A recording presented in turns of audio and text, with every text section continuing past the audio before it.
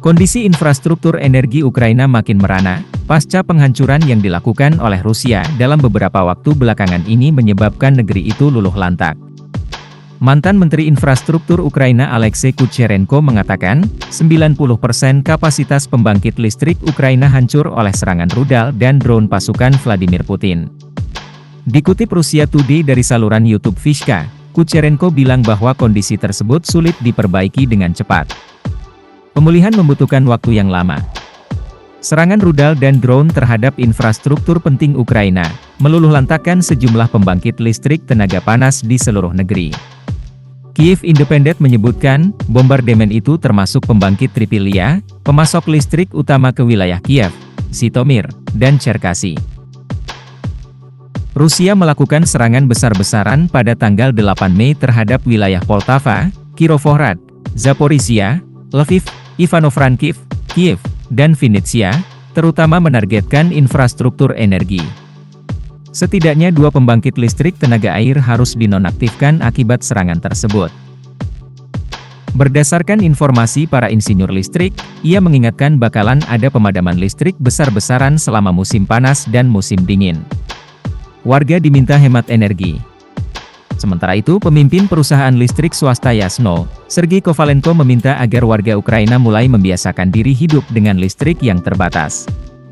Serangan-serangan Rusia menyebabkan kerusakan hebat pada fasilitas listrik Ukraina.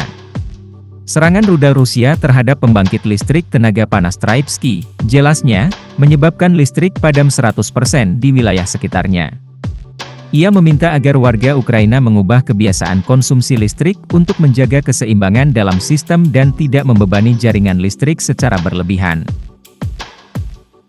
Ia juga menyarankan penghematan penggunaan listrik yang mesti dilakukan antara lain, mengganti bola lampu biasa dengan LED, mematikan lampu di ruangan kosong, mandi di malam hari, menyetel suhu ketel ke tingkat minimum, dan bahkan memanaskan ketel di atas kompor gas daripada menggunakan kompor listrik. Ukrainska Pravda memberitakan, untuk mengantisipasi ketiadaan energi tersebut, Ukraina mengimpor listrik dari sejumlah negara tetangga. Namun hal itu belum berpengaruh banyak terhadap kekurangan listrik dalam negeri. Rusia telah meningkatkan serangannya terhadap fasilitas militer dan energi Ukraina. Ratusan misil, rudal balistik, drone serta ribuan bom luncur berpemandu dijatuhkan untuk menghancurkan fasilitas energi Ukraina.